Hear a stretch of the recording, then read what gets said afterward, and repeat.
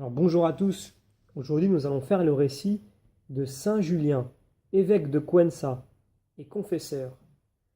Nous sommes dans la première partie du XIIe siècle, et on peut dire que Saint Julien n'est pas tant une production de la nature qu'un présent de la grâce.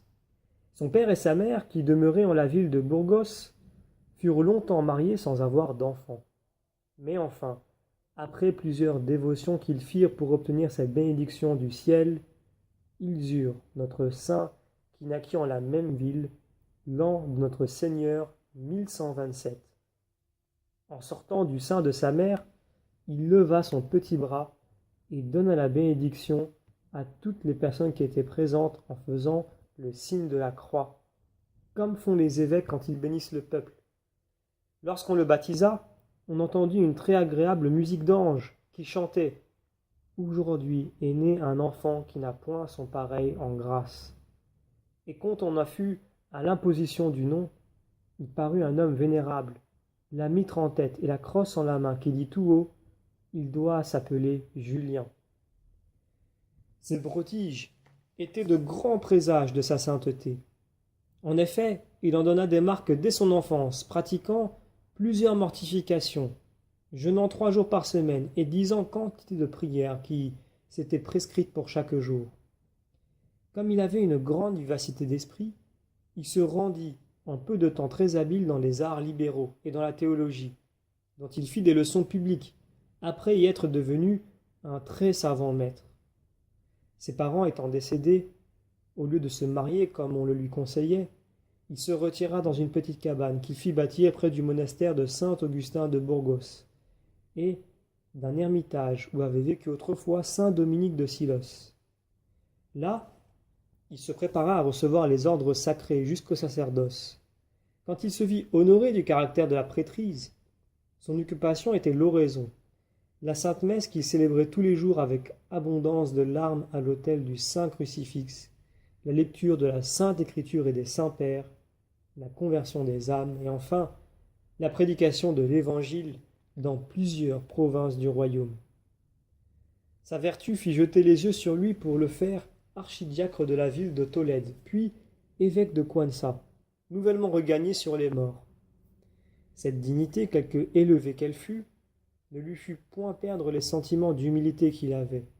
Il fit son entrée dans son diocèse, à pied et avec beaucoup de modestie, considérant que la charge que Dieu lui avait donnée était celle de pasteur et non de seigneur. Il dépensait tout le revenu de son église en œuvres pieuses et en aumônes. Sa charité le rendait l'œil de l'aveugle, la main de l'estropié, le pied du boiteux, le père des orphelins, le refuge des veuves, la consolation des affligés et l'asile de tous les pauvres nécessiteux. Il gagnait sa vie et celle de son domestique à faire des paniers qu'il vendait. Il visitait tous les ans son diocèse pour en bannir les abus et les ecclésiastiques scandaleux ou ignorants qui sont la ruine du peuple. Il avait un très grand zèle pour racheter les captifs des mains des morts. Enfin, tout lui était aisé quand il s'agissait de procurer quelque avantage à ses ouailles. Il avait coutume de donner tous les jours à dîner à plusieurs pauvres. Il arriva qu'un jour il en vit un qui, à son air, paraissait être distingué, quoique plus mal vêtu que les autres. Il le tira à part pour savoir qui il était, mais il parut aussitôt tout éclatant de lumière et dit au saint « Je vous remercie, mon cher Julien, du traitement que vous faites à mes pauvres. Je vous promets, pour votre récompense, la vie éternelle. » Puis il disparut, ce qui fit croire à Julien que ce pauvre était notre Seigneur.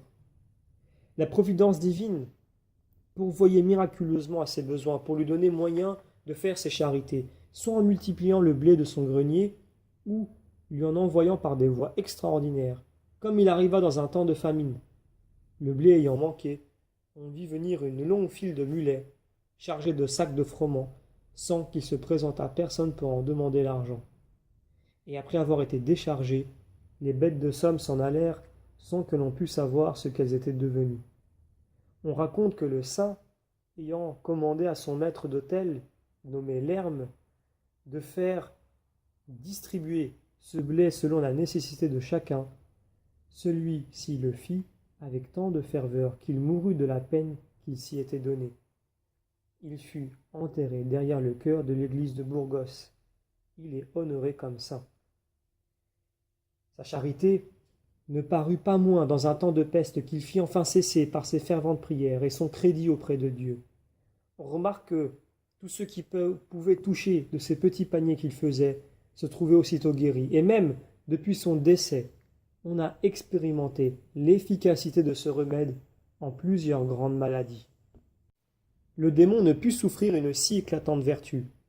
Il la combattit d'abord par des tentations de gourmandise, en lui présentant de bonnes viandes lorsqu'il jeûnait au pain et à l'eau. Mais ce fut inutilement. Il se servit de l'avarice, en lui envoyant de l'or et de l'argent, mais ce fut sans effet. Enfin, il y employa la volupté, en lui faisant paraître des nudités pour le porter au péché. Mais le démon fut toujours vaincu et trouva Julien invincible. Ce grand saint, menant ainsi une vie pleine de merveilles et d'actions héroïques de vertu, arriva jusqu'à l'âge de 80 ans. Notre Seigneur lui envoya alors une grande maladie, que Julien connut le devoir conduire à la mort. Il s'y prépara à la réception des sacrements et par des actes de pénitence, ne voulant point d'autre lit que la terre couverte de cendres, ni d'autre chevet qu'une pierre. Il était dans cette posture, humilié, lorsque la divine Marie, accompagnée d'anges et de plusieurs vierges qui chantaient « Voici ce grand prêtre qui, durant sa vie, a tant plu à notre Seigneur », le vint appeler de ce monde pour aller à Dieu en lui disant « Prenez, serviteur de Jésus-Christ, cette lampe insigne de la virginité que vous avez toujours gardée inviolable. » C'est ainsi qu'il rendit son âme le 28 janvier, l'an 1207. Au moment qu'il trépassa, l'on vit sortir de sa bouche un rameau de palme, blanc comme de la neige, s'élevant jusqu'au ciel, qui paraissait ouvert, et une musique céleste fut aussitôt entendue autour de son corps. Il s'est fait de nombreux miracles à son tombeau. Les muets y ont reçu la parole, les sourds l'ouïe, les boiteux l'usage de leurs jambes et toutes sortes de malades leur guérison. 310 ans après son décès, on leva son corps qui fut trouvé sans aucune corruption, pour le transporter dans un autre endroit de la cathédrale, plus en vue. Saint Julien est particulièrement honoré à Burgos et Cuenca. Ses attributs sont une corbeille, la lampe des vierges et autres symboles mentionnés dans sa vie. Alors nous avons là un récit très intéressant concernant ce saint qui visiblement était un saint très réputé, mais sa réputation était légitime au vu de ce qu'il produisait. Alors, attention, dans ce récit, je vais mettre en avant cette fois-ci un détail particulier. Je ne vais pas forcément tirer une morale, on peut la prendre comme une morale aussi, mais ce qu'il faut tenir en compte dans ce récit, je pense, de plus primordial, c'est que quand on aspire à la sainteté, et tout chrétien aspire à la sainteté, ce n'est pas quelque chose qui est réservé à une élite, toute personne peut aspirer à la sainteté, eh bien, quelle que soit la personne que vous soyez, quel que soit le lieu où vous êtes né, les parents que vous ayez eus, la chance ou la malchance que vous avez pu avoir dans votre vie, les conditions, l'environnement, quel que soit votre caractère, etc., la sainteté est accessible si vous la voulez. Et en plus, il faut tenir en compte autre chose. Souvent, on a une image des saints qui est assez édulcorée et on a l'impression que ce sont des personnes qui auraient été choisies par le ciel et qui auraient de ce fait un avantage sur les autres. Alors attention, le ciel porte son dévolu sur les hommes et quelquefois sur certains hommes en particulier, mais parce que ces derniers montrent des qualités, en tout cas aspirent à des vertus qui sont chrétiennes. C'est-à-dire que le Christ, quand il dit que nous ferons des choses plus grandes que ce qu'il a pu produire, il ne s'adressait pas à une élite, il ne s'adressait pas à un groupe de personnes, il s'adressait à tous ceux qui reçoivent cette parole et qui aspirent à des vertus. Ces vertus en question, elles sont toujours les mêmes. Et on se rend compte que finalement, Dieu ne demande pas grand-chose de nous, à part aimer son prochain. Qu'il soit notre ami, un inconnu ou même notre ennemi, et de prier pour eux, de les bénir et de rendre au mal par le bien. C'est ce qu'il nous demande. Et il nous demande de le faire évidemment avec un cœur pur, désintéressé, c'est-à-dire avec un cœur gratuit. De la même façon que Dieu nous a donné gratuitement, donnons gratuitement, peut-on lire dans l'Évangile notamment. Alors, c'est important de regarder cet aspect-là et de se dire que ce ne sont pas des exemples inaccessibles. Si Dieu a permis que on puisse recevoir aujourd'hui des histoires, des récits sur ces saints et qu'il nous laisse en plus des preuves matérielles, voyez combien Dieu condescend à notre faiblesse. Il nous laisse des moyens matériels qui manifestent la sainteté de certains saints. Par exemple, un corps incorruptible qui montre véritablement que ce saint en question avait su préserver, justement, comme nous le dit d'ailleurs le récit, sa pureté. Donc Dieu manifeste cette vérité lui-même en préservant son corps. Donc toujours, c'est comme ça que Dieu agit. Avec des vérités matérielles, il vient nous donner l'image, la signification d'une vérité spirituelle qui lui est analogue. Il y a aussi un autre élément que je souhaite mettre en avant. Ce n'est pas seulement le fait que la sainteté est accessible à tous, c'est que le combat sur le chemin de la sainteté est d'autant plus fort que vous vous approchez de la dite sainteté. Donc ce qui veut dire que ces personnes-là reçoivent, certes, des grâces du ciel, mais elles ne les reçoivent pas parce qu'elles sont choisies, mais parce qu'elles ont d'abord manifesté des vertus. Et peut-être que certains vont rétorquer, mais comment cet enfant, dès le berceau, fait un signe de croix alors qu'il n'est encore qu'enfant?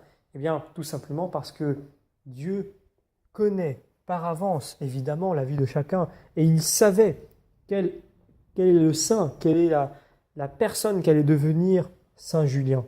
Donc, par avance, en quelque sorte, par anticipation, Dieu prépare à cela, et il nous montre des signes. Et par là, on peut voir que Dieu connaît toutes choses par avance. On le sait, mais étant des êtres humains, on a besoin de temps en temps de ce type d'exemple pour pouvoir nous rappeler que Dieu est bel et bien présent. Vous voyez à quel point Dieu condescend à notre faiblesse et se met à notre niveau pour nous guider, pour finalement répondre à notre incrédulité. Eh bien, ces personnes-là, elles peuvent, et souvent, même quand on regarde la vie des saints, et on continuera à en mettre sur la chaîne, eh bien, elles vivent des épreuves qui sont encore plus grandes que celles que nous vivons, nous qui nous imaginons justement peut-être qu'ils ont eu une vie paisible avec aucun moment de doute durant leur vie de foi et une vie où ils étaient plutôt préservés du mal et des épreuves que nous vivons. On a souvent tendance à noircir le tableau quand il s'agit de notre personne et d'idéaliser des choses concernant les saints.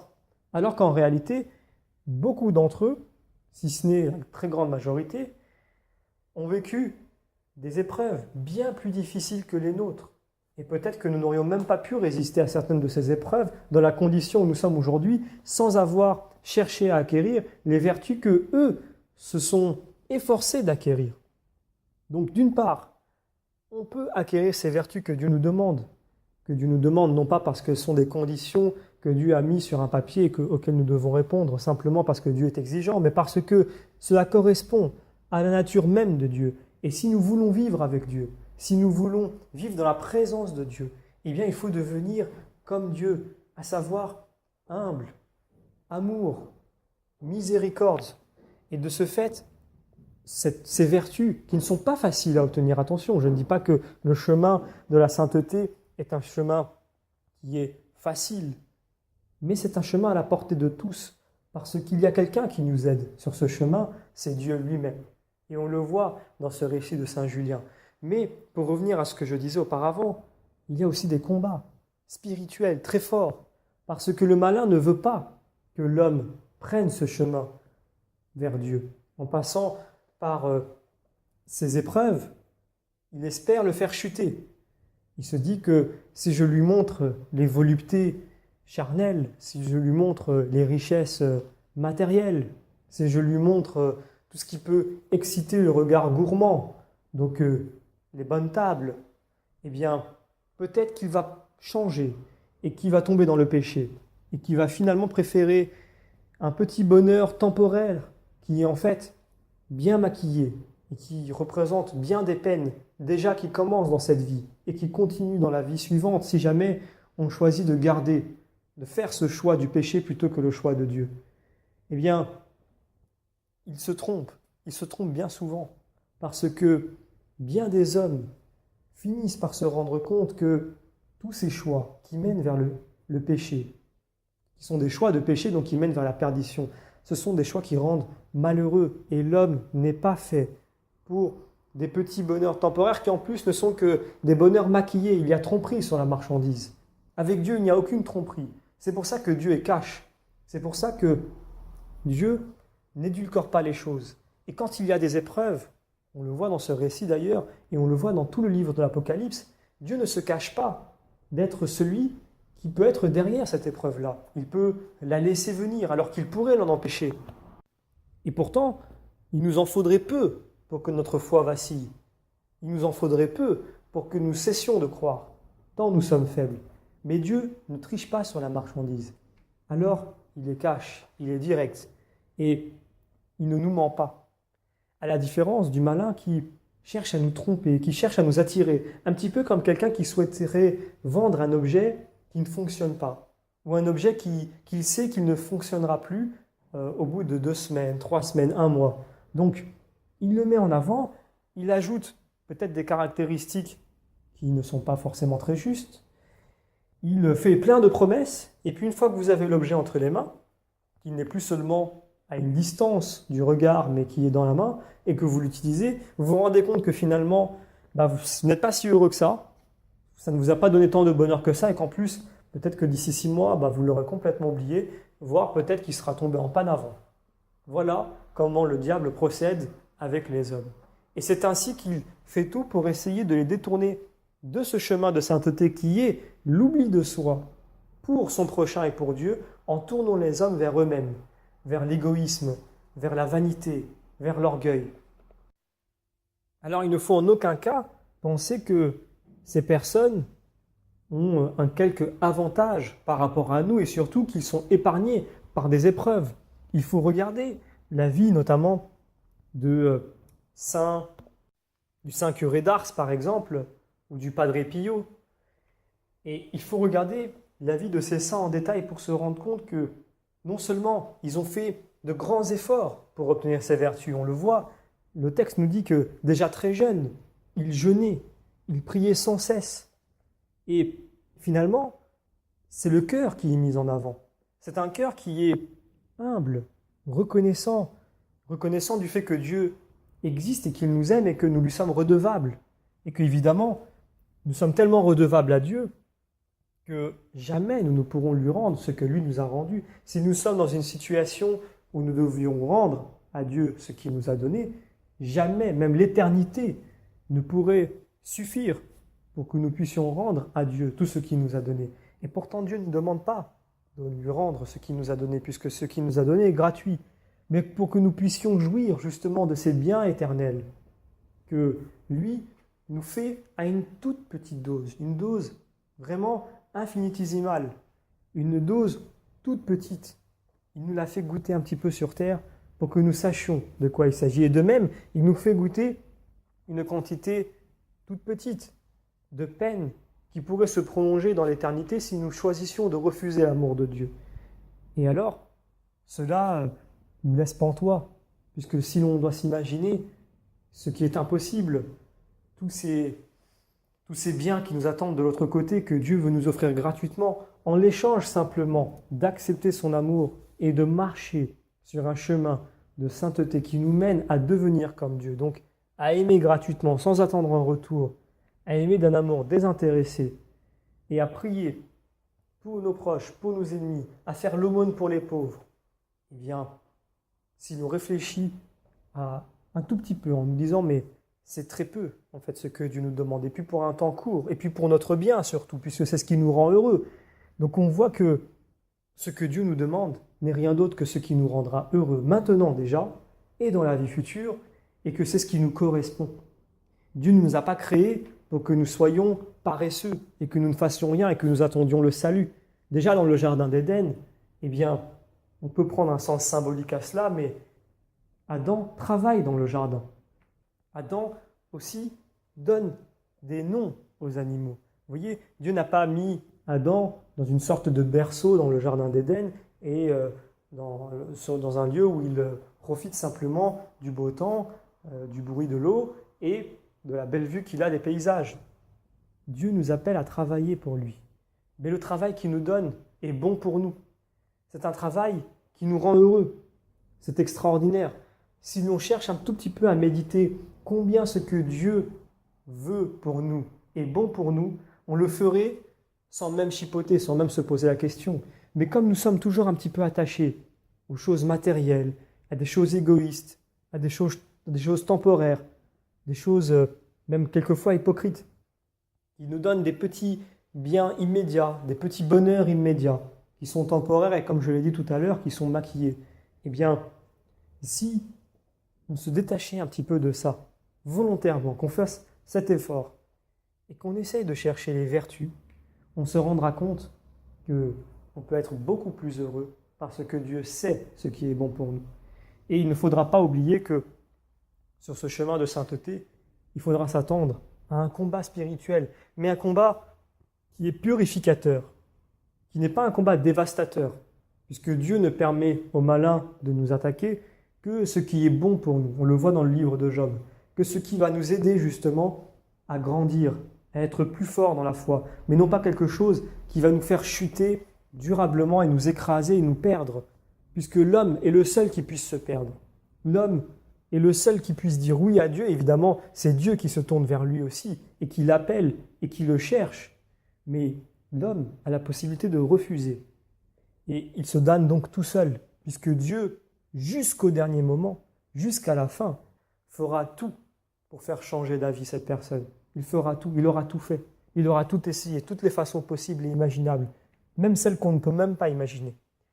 Et donc, de sorte que celui qui finit par refuser quand même l'amour de Dieu, eh bien, se damne tout seul et fasse un choix libre, conscient, en ayant connaissance d'absolument tous les paramètres. Donc voilà, ce qu'on peut tirer de ce récit, c'est de se dire que Saint Julien, c'est quelqu'un qui a cherché depuis tout jeune les vertus sur ce chemin de sainteté. Dieu donne des grâces, Dieu fait un bout de chemin, le plus grand d'ailleurs, et nous en faisons un aussi. Et ce chemin est accompagné, nous dirions malheureusement et peut-être heureusement pour nous, d'épreuves qui nous font grandir dans la foi. Alors n'ayons pas une image trop idéalisée de l'ensemble des saints et utilisons-les plutôt comme exemple afin d'aspirer comme eux à une sainteté qui est salutaire pour nous, de ne pas rechigner face aux efforts et de ne pas baisser les bras là où les épreuves arrivent, puisque c'est à ce moment-là qu'il faut encore plus montrer de confiance, notamment en Dieu, mais aussi de capacité. Et quand on n'est pas capable, quand c'est trop grand pour nous, eh bien, même je dirais que dès le départ, il faut agir ainsi, il faut laisser la place à Dieu. Il faut être humble. Et il faut montrer ces vertus que Dieu attend de nous, afin que nous puissions être dignes de lui et de vivre en sa présence dans la Sainte Trinité. Saint Julien, priez pour nous.